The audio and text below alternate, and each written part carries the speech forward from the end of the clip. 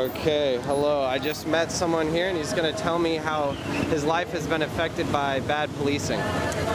Well, in my own neighborhood there was one fella, African-American fella. Frankly, the only African-American fella in my neighborhood. Lived a couple blocks away from me. One night the state police and Seattle police, or King County police, chased a guy off I-5. And he crashed his car right in front of this fella's house. This fella came out of his house to see what was going on, and immediately the police sicked police dogs on him. The person who had been riding the car had run away off into a park, which is a block from where he crashed his car. So this neighbor of mine comes out of his house. All the other neighbors are out.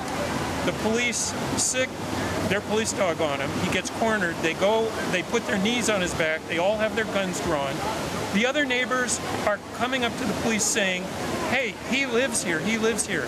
And the police say to the neighbors, "Get in your house, this is none of your business." They all go back into their houses. This guy spends the next 3 hours basically a prisoner in his own house with the police ransacking his house, going through all his stuff. They leave, they tell him to not leave his house. They come back a few hours later. This is 3 o'clock in the morning.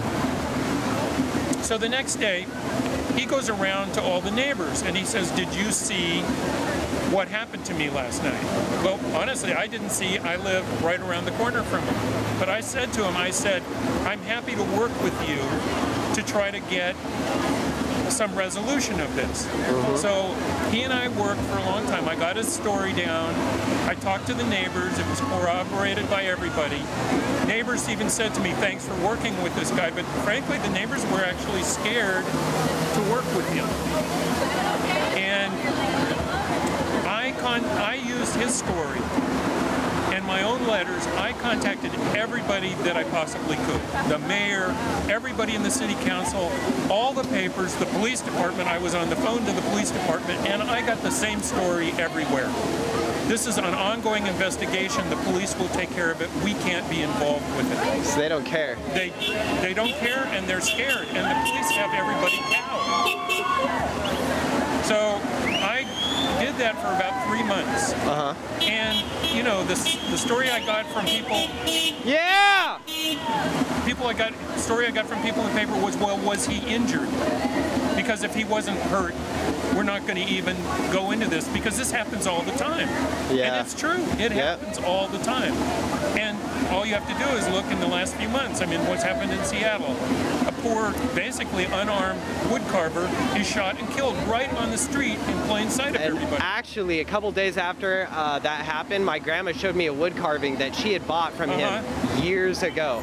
From the same guy, and then I watched that on YouTube, him getting shot without the cop even like finding out who he was or getting him to turn around. Just boom, you're dead. Right. And their excuse is he had a wood carving knife, which when they finally found it, wasn't even open. It was sitting on the ground.